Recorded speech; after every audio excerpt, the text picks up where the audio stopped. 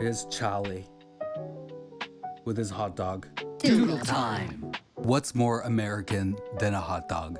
A controversial activist went to a political rally and someone knocked his hot dog out of his hand. And to commemorate that, I'm doing a watercolor piece of Charlie Kirk.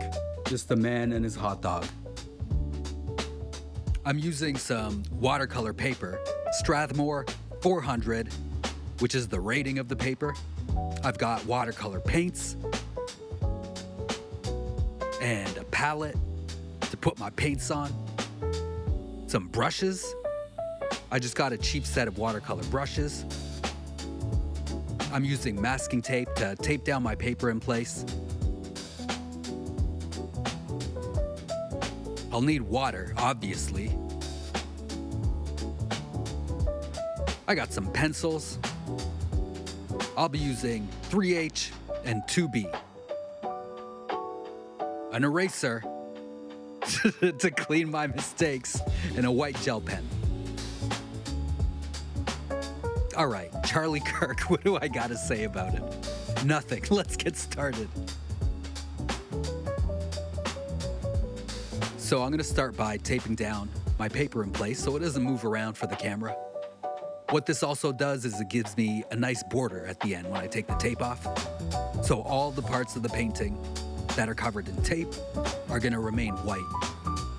The pigment from the watercolors, they're not gonna penetrate through the paint. So when I take the tape off at the end, it'll leave a nice clean white border.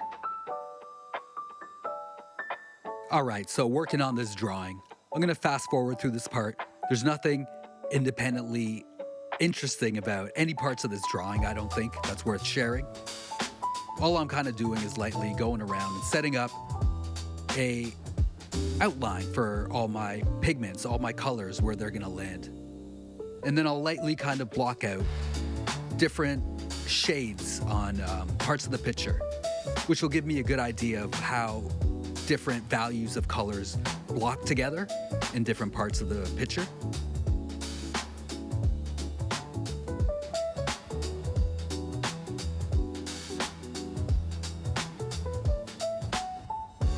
Generally, what I'll do when I'm drawing is I'll lightly block in all the shapes of the picture where they're supposed to go, very lightly, and get an idea of how elements of the picture work with one another in terms of sizes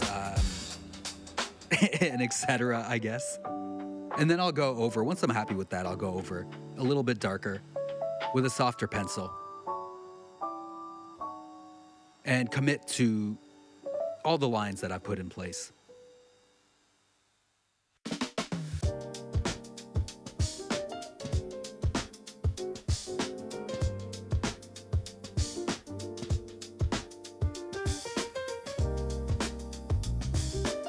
All right, that's about done, I guess. Now I'll fill up my palette.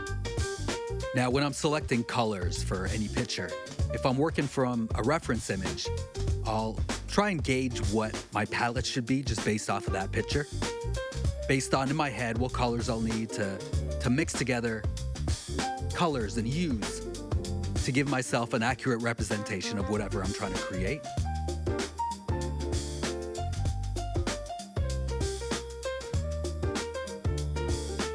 And one thing I'm getting better at is the process of applying values to a watercolor painting. I work a lot with oil paints, and I'll start off with my canvas being a flat, medium kind of color that I can add highlights to and add shadows to, which I can't really do with watercolor because you're working with white.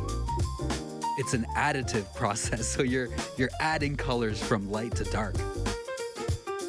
So this being kind of new to me, this process, in earlier watercolor pieces, I'd immediately start putting in the shadow parts, and I couldn't work myself backwards from there. So I'm getting better at diluting my shades, I guess.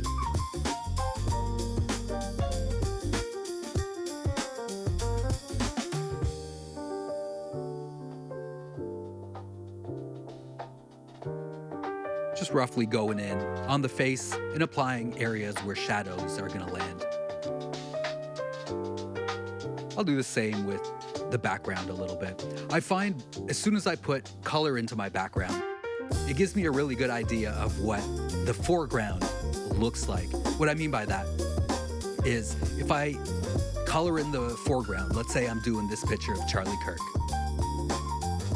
and I color in the foreground, I'm comparing every color to white, which really throws off my perception of what colors are on the paper.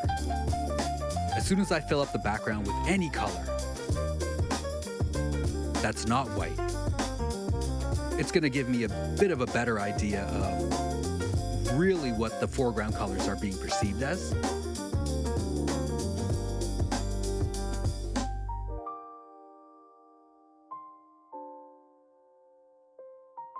Building up some of the shadows on the suit and outfit.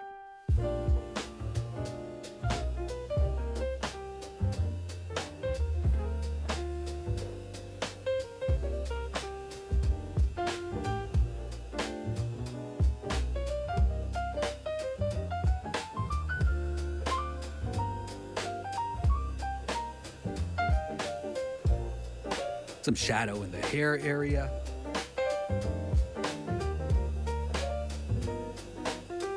I'm trying not to use black for shadows if I can avoid it. I think black looks, a lot of the time looks lifeless in pictures, in paintings. You can use dark colors other than black to give the illusion of black. And it gives the painting or picture a lot more life, I find. Same thing with white. Pure white gives that effect also to me. I'm gonna darken the background now.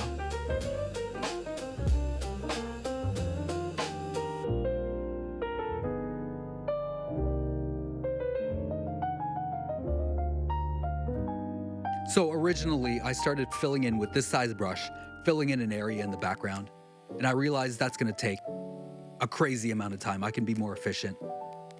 So I've neatly done an outline around our foreground character. So now I can quickly go in and fill up the background, knowing I don't have to be as precise around the edges because I've already done that.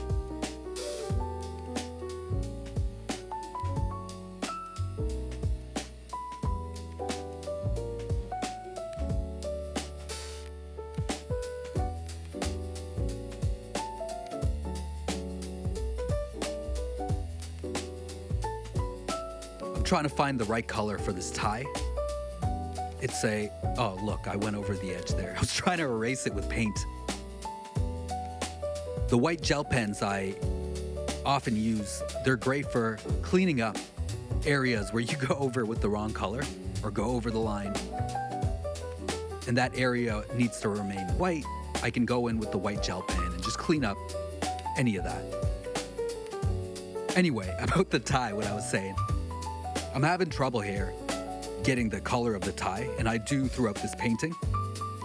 But I found working in more diluted layers lets me estimate little by little and get closer and closer until I nail it. Not to say I think I nailed it in this picture.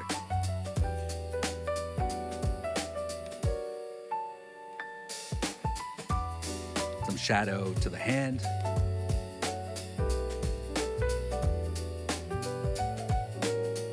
Around the ears, around the face. Now, this technique of laying down the shadows first, this is, I think it's incorrect. I don't think I'm approaching this right. It's just, I'm fighting instincts here. I should have filled in the highlights first and then worked my way to the shadows. Because otherwise what's happening is I tend to go over the areas I've already applied shadow to, and it smudges that. And I think less of that will happen if I lay down the highlights and I'm going over areas precisely with a darker color. So that's one thing I'll build up muscle memory with and get better at.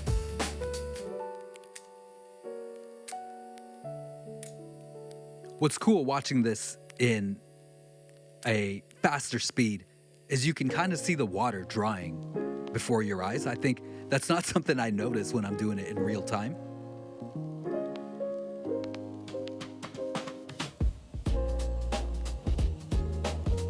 So for this shadow area, in the reference image I'm using, it appears as black. So I've laid down some blue and I'm going over it with a brown and just darkening it and giving the illusion of black.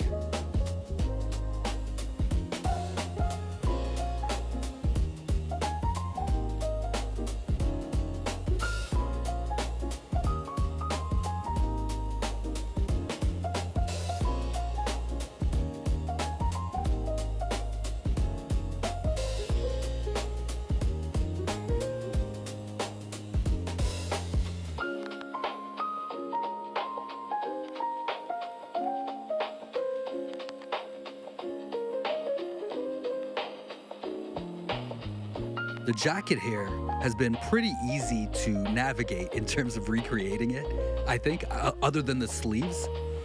It's all those creases and the way fabric kind of rolls and interacts with the body, generally on softer fabrics. But in this case, the sleeves show that quite a bit because of the pose that Charlie's holding the hot dog in. And speaking of a hot dog, the reason I chose a hot dog is it's an all-American food. And what else would be better for an all-American activist to be holding? I didn't know what to do for the background here. I needed to give it something. I figured all these lines would represent all the bullet points and Charlie makes in his debate that go over people's head.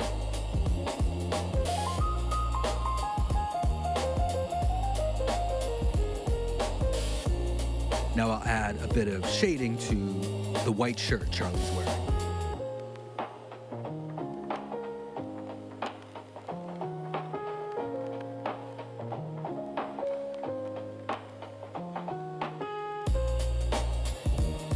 Now, when I'm shading an object that's supposed to be white, I don't want to just pick gray to shade it with.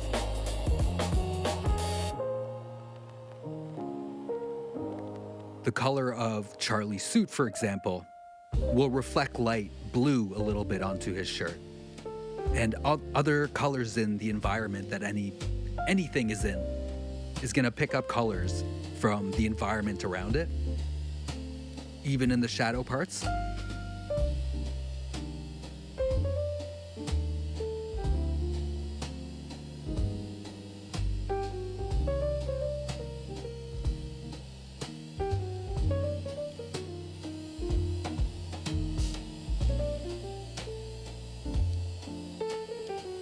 So now I'm getting closer to the color of the tie that I want, if you could see there.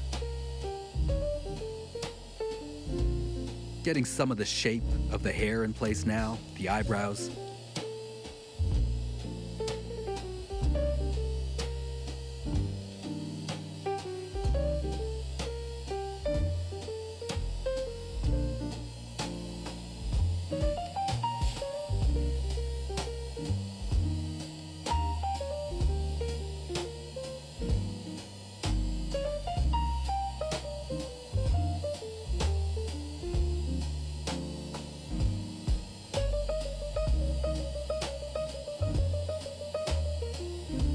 I'll start to liven up the skin complexion.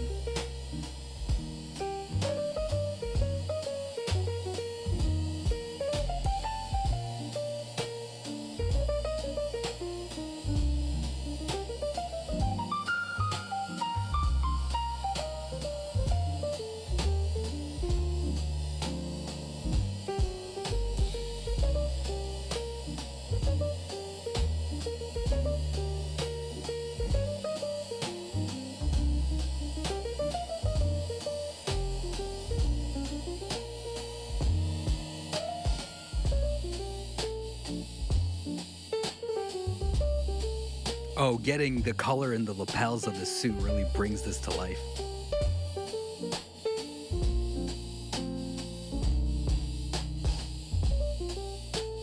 There's always a point in the picture where I go from hating it to really liking it, if it ever gets to that point.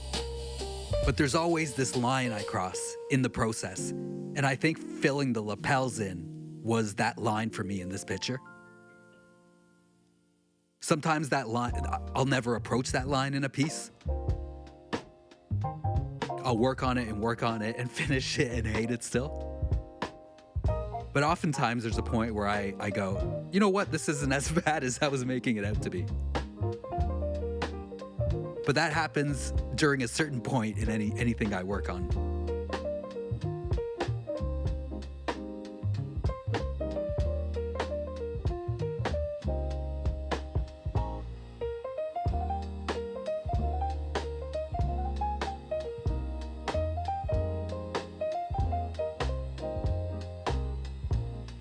All these little creases and the folds of the jacket sleeve. I think it's important to get those, to nail those right. The amount of detail is pretty simplified apart from that.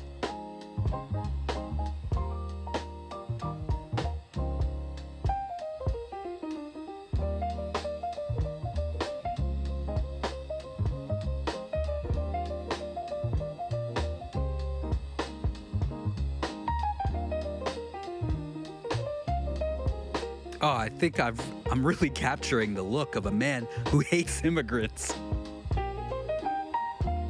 Oh, that scowl really sums up this man's hate.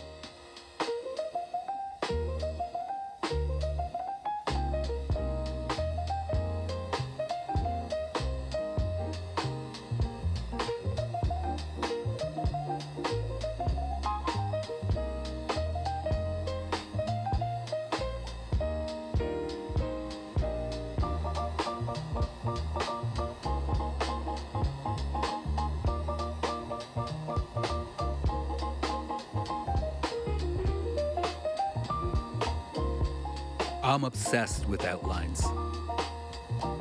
Every watercolor piece I've done, I've resorted to finishing it off with a nice outline. I don't think I'm at the level yet where I'm happy with my edge work. It looks sloppy. So this is my go-to to clean up the mess I make while I'm creating a picture.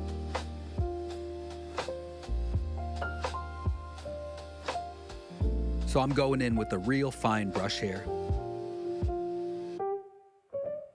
And I think at this point, I have succumbed to using black. I think I've mixed in some other colors with it to at least give it something. And I'm just going over, basically, everywhere I created my outline with pencil first, but with a fine brush.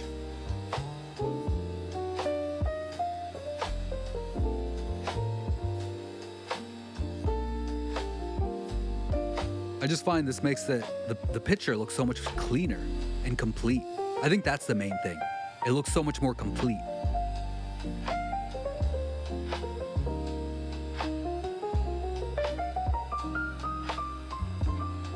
And now we'll add some stains to Charlie's shirt. Ketchup stains from his hot dog, of course, and some mustard stains. Now with the gel pen, I'll go in and just clean up where I went over the line with the tie. And this is what I mean about the clean edge with the tape. Look at this. Oh, so clean. And there you have it. All-American Charlie Kirk. Poor guy who dropped his hot dog too early in life.